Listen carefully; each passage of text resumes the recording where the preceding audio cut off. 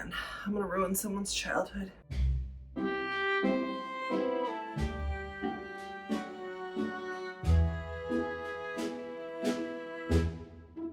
Hello, welcome to Miss Peepers Reading Corner. I'm Katrina, aka Miss Peepers. Let's talk about books. Today I would like to talk about Redwall by Brian Jakes. Redwall is a middle grade book that takes place in Mossflower Wood, the home of many anthropomorphic woodland creatures, and which is also the location of Redwall Abbey, a monastery run by mice.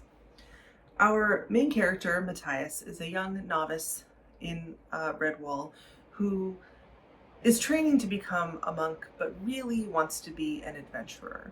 The problem, though, is that Redwall has been a peaceful monastery for many, many years, but Matthias loves hearing stories of the legendary Martin, a warrior of Redwall who had a great sword. There's tapestries of him in the monastery, and he was a hero.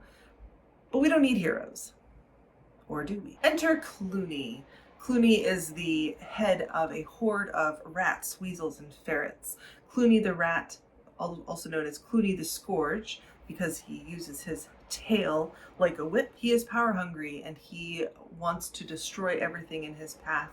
And he is making his way towards Mossflower Wood and towards Redwall. And so the time for a warrior is upon Redwall, and Matthias takes the opportunity to become that warrior.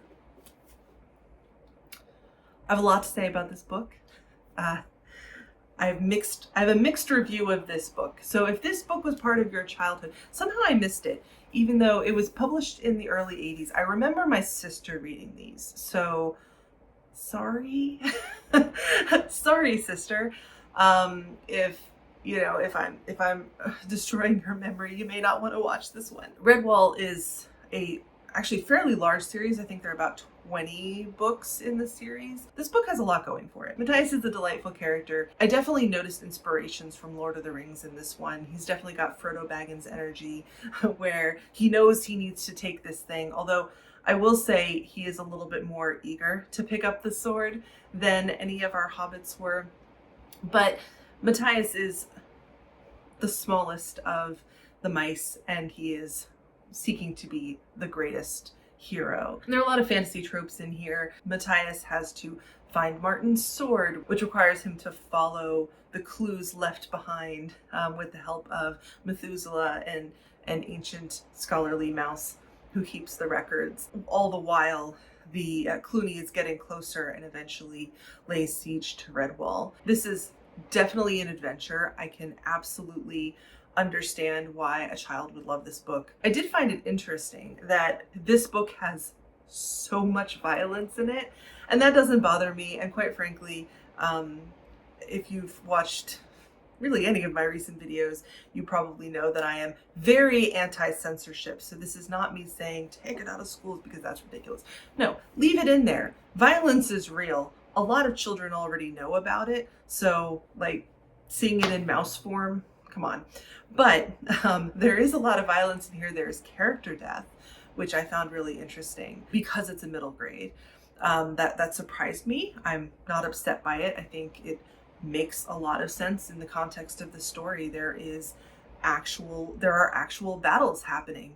People are going to die when you start swinging swords around. That's inevitable. There is also actual murder, not just people dying in battle, which has a moral difference, I think, but ultimately still killing people.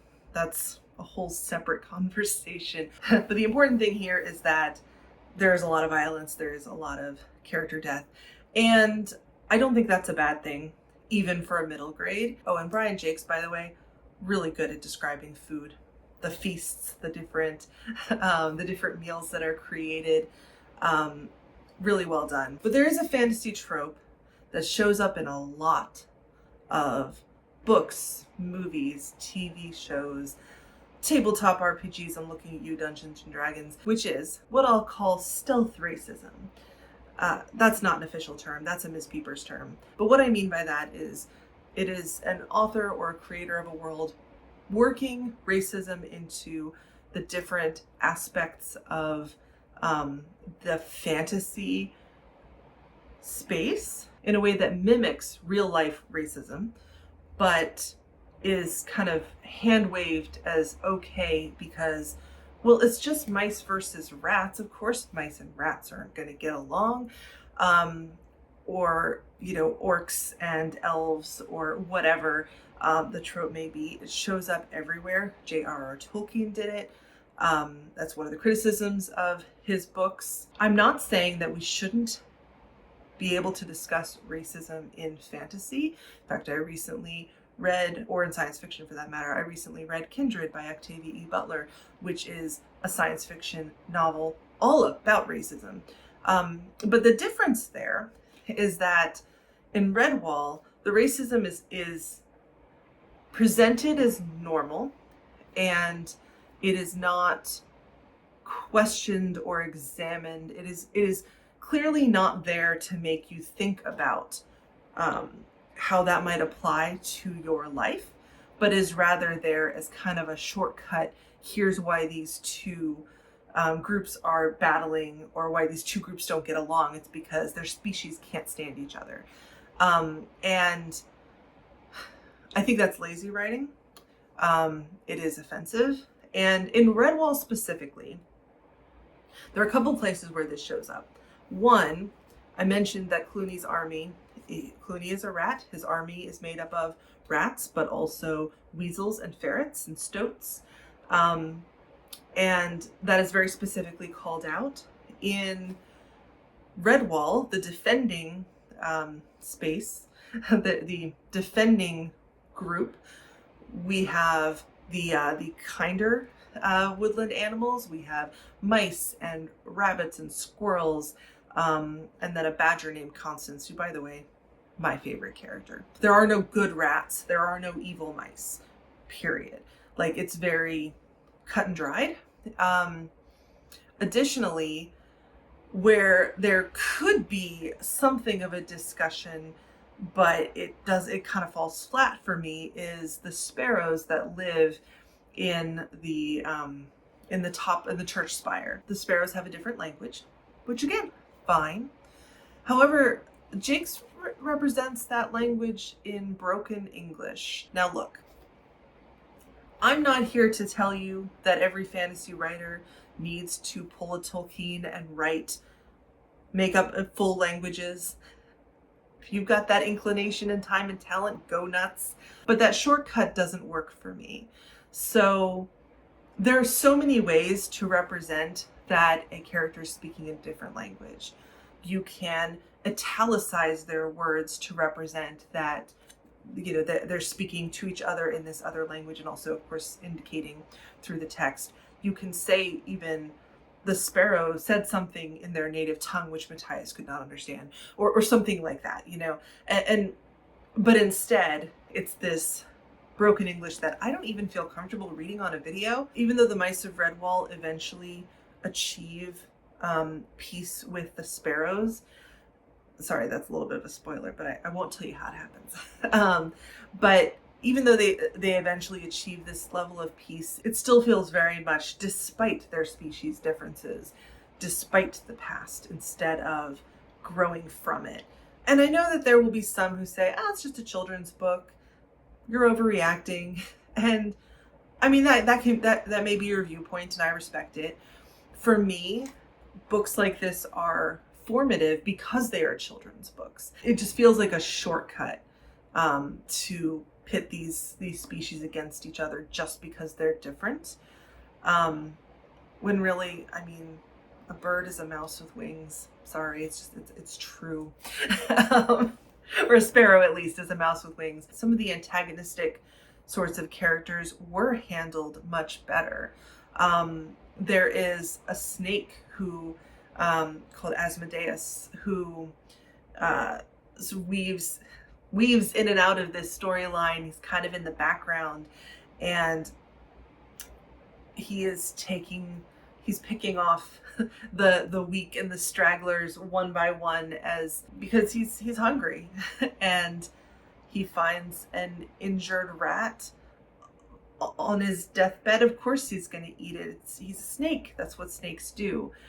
Um, and it's a very different sort of character from the rat Clooney, who is just violent for no apparent reason. And all rats in this world are violent and power hungry and fight with one another. And that's not what rats are like, first of all. It doesn't feel right to have those stereotypes attached when they're just completely unrealistic. It puts me in mind, this is a little bit of a tangent, so bear with me. It puts me in mind of Jaws. So Peter Benchley, first of all, Jaws is a great book. I do recommend it. Peter Benchley, after he wrote Jaws, and I think after the movie came out, because that's when the book really got attention, that is when he learned that sharks actually are much more complex than most people in popular culture thought. People have this idea of the great white shark as being really violent and attacking anyone just because there's blood in the water, and eating people and that kind of thing, and just being really aggressive for no reason other than that they are great white sharks.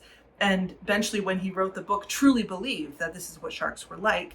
And when he learned otherwise after his novel and the movie took off, he actually felt really bad about it. And he started to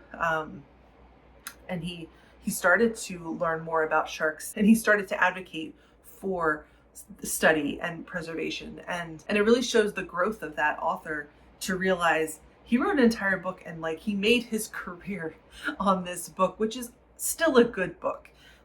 It's still a good book.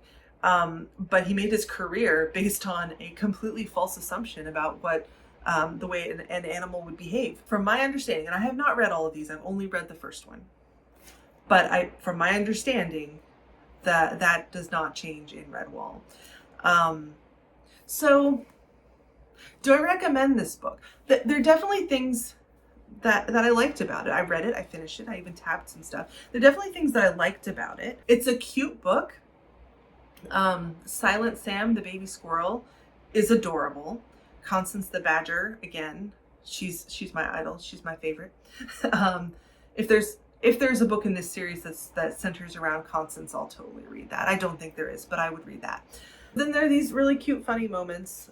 For example, at one point when Matthias and his friend Methuselah figure out the clue to one of the riddles to get closer to the sword, Matthias says, "Methuselah, you're a magician, an ancient wizard."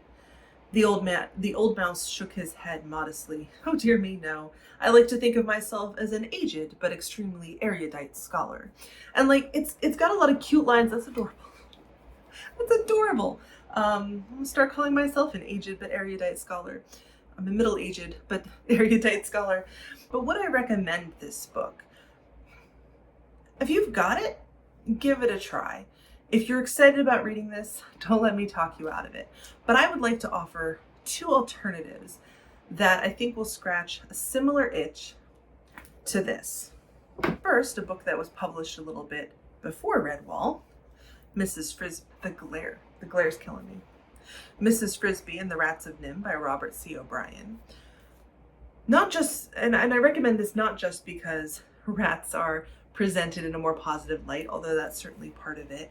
But this is an adventure story. Mrs. Frisby, first of all, is a hero. She's an ordinary person, mouse. She's an ordinary mouse. She is a mother, and she is protecting her children. So she goes on this adventure. She stares down an owl to get information. She risks her life sneaking past the cat so that she can get materials that are needed. And none of the animals in here are represented as inherently good or evil. So while mice and rats are the primary protagonists of the story, the cat, the farm cat, and the farm cat is a threat to them. There's no question about that. But there isn't this sense of cats are evil. Certainly this cat is scary because a farm cat's job is to catch and kill rodents. That's what they do. So, but it's not presented as something that is malicious. Um, the cat is not presented as someone evil, but rather he's a cat. He does cat things, and that includes chasing rodents and squeaky things with tails. That's what cats do. You can trust me, I've got 5 of them myself. My other recommendation is a book that was published later, and that is The Amazing Maurice and His Educated Rodents by Terry Pratchett. Now, I love Terry Pratchett. This book falls within the Discworld universe, but you can certainly read it on its own. This is about a cat named Maurice and a group of rats. And both the cat and the rats lived outside of the Wizards University and ate some stuff out of the trash that had some residual magic in it, and they were able to, they gained a certain sentience and were able to learn to talk, to learn to read. And Maurice and the rats recruited an orphan human boy and are traveling the through different towns and doing sort of a Pied Piper con, which is ultimately masterminded by the cat. First of all, it's adorable. It's a delightful book. And again, there are dangerous animals in this. There are, cats and rats certainly are not automatic companions. Maurice himself sometimes has to catch himself from instinctively pouncing on one of the rats who are his friends. So there's a little bit of a nature versus nurture, or experience versus nurture aspect to the story. There is an instance of, I guess it's called a rat fight, where the rats are put in a ring with a terrier. It's really horrific. But again, the terrier is not presented as evil. The terrier is doing what terriers do, which is seeing a little, squeaky thing with a tail and running after it. And in this story, in one of the towns, the Maurice and the rodents find themselves uncovering someone else's con and get to be the good guys. And there's a lot going on in this book, but again, there's not that automatic, this species is pitted against another species. Well, certainly Pratchett uses some of the traits of animals, just as Robert C. O'Brien does, uses the traits of certain animals to fill out their characters. They are still individuals, and they are not presented as representing their entire species. And so this one is also delightful. Even though I didn't love Redwall, I did find some enjoyable things in it. So it was not a hate read for me. I did finish it. If you watched my DNF video, you'll know that if I did not like the book, I would not have finished it. But I just think there are better examples of adventure stories about anthropomorphic animals, and because there are so many good books in the world, so many books period in the world, pick the ones that you're going to enjoy the most and spend your time on those. But anyway, if you liked Redwall, if I just destroyed your childhood memories of Redwall, I apologize, but let me know in the comments politely, please. And let me know what you thought of Redwall. But let's not turn this into a hate spiel about Brian Jakes. That is not my goal at all. But anyway, whether you've read these books or not, whether you agree with me or not, I wish you happy reading, and I hope to see you in the next one.